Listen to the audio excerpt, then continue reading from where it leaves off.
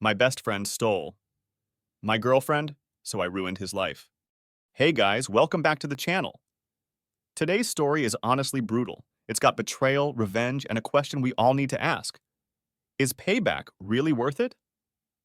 I found this on Reddit, and trust me, you'll want to hear the whole thing. It's about a guy who got stabbed in the back by his best friend and his girlfriend, and what he did next might surprise you. So, for context, I'm 27M, and I had this best friend. Let's call him Mark, 28M. I'm not talking about just some casual gym buddy. I'm talking about real brother-level friendship. We've been best friends since we were 14. We grew up playing video games together, staying up late talking about life, cars, girls, everything. When we were broke teenagers, we'd split meals. When I went through my first heartbreak, he was the guy dragging me out of bed to hit the gym and get my life together. When I say this guy was like family, I mean it. He spent holidays with us. My mom literally called him her second son. Now, I'd been dating this girl, Lisa, 25F, for about 3 years. She wasn't just a random hookup. We were serious. We were planning a future. I was saving up for a ring, and I'd already picked out the proposal spot. Mark knew everything. He helped me pick the ring. He even hyped me up about popping the question. A few months ago, I had to go on a work trip, out of town for about a week. Lisa was going through a rough time. Some family drama, a sick relative. She was stressed out. I didn't want her to feel like she was dealing with it alone. So I did what anyone would do. I asked Mark to check in on her. Not to babysit, just like bring her food if she needed it, keep her company. I even told him, "Man, thanks for having my back." He said, "Bro, always. I got you." That one sentence, it still pisses me off. Anyway, when I got back, things felt off. Lisa was different. You know how you just know when someone's not really there anymore? That was Lisa. She was pulling away. Short texts. No "I love yous" unless I said it first. Canceling plans. And Mark?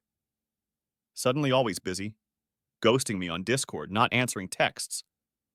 At first, I thought maybe I was just overthinking. Work had me stressed too, so maybe I was being paranoid.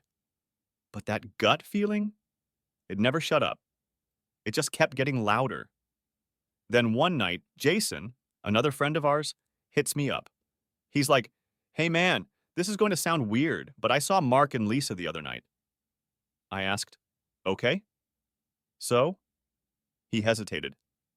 "They weren't acting like friends, bro. Like she was holding his arm, laughing real close. I thought maybe you should know." I swear my stomach dropped. I told Jason, "You probably just caught a weird moment. Maybe they were talking about me." He said, "I know what I saw, dude." That night, I couldn't sleep. My brain wouldn't shut up. Every excuse I gave them didn't make sense anymore. So yeah, I broke. I checked Lisa's phone while she was in the shower. I know it's a scumbag move, but something inside me needed to know. And man, it was worse than I expected. There were weeks of messages. Flirty texts, inside jokes I'd never heard before. "When are you coming over again?" Kind of stuff. Photos, memes, even arguments like they were already a couple. I confronted Lisa first. I asked, "How long has this been going on?" She froze. I said, "Please don't lie. I've seen the messages." She started crying. She said it was a mistake. It only happened a couple of times. But the texts said otherwise. I asked, "How many times, Lisa?" Long silence. Finally, 5 or 6 times. I asked, "Was it just physical?" Silence. "Did you love him?" Still nothing. That silence told me everything I needed to know. I told her to leave. She begged me not to end it, told me I was the love of her life. I didn't even raise my voice. I just said, "You made your choice." Then I called Mark. When I told him I knew, you know what he said? "Bro, you don't understand. She was lonely. You're always working. You're never there." I asked him, "Is that supposed to justify this?" He actually had the nerve to say, "It just happened. We didn't plan it." I hung up on him. He texted me after, "You're overreacting." I blocked him. For a couple of days, I just sat with it. Thought about cutting them both off and moving on. But the longer I sat there, the more the rage built up. This wasn't going to slide. See, Mark ran this side hustle selling fake designer clothes, bootleg Jordans, knockoff Louis bags. He bragged about it all the time. Said he made thousands scamming people online. He'd laugh about it like it was a game. I always warned him it would catch up to him. Well, guess what? I made sure it did. I went back through old chats, screenshots, payment receipts, found his burner Instagram accounts, his resale profiles, even some Reddit threads where people were complaining about getting fake stuff from him. I compiled everything. I sent it anonymously to the brand's counterfeit investigation teams. I tipped off the local police and provided every single piece of evidence. It didn't happen overnight, but about 2 months later, it all came crashing down. Mark's place got raided. They seized his fake merch, froze his payment accounts, and hit him with some serious fines. He lost his side hustle completely. His social media got nuked. His reputation got torched. When his job found out what he was doing on the side, they fired him to protect their brand image. He lost everything. Friends distanced themselves.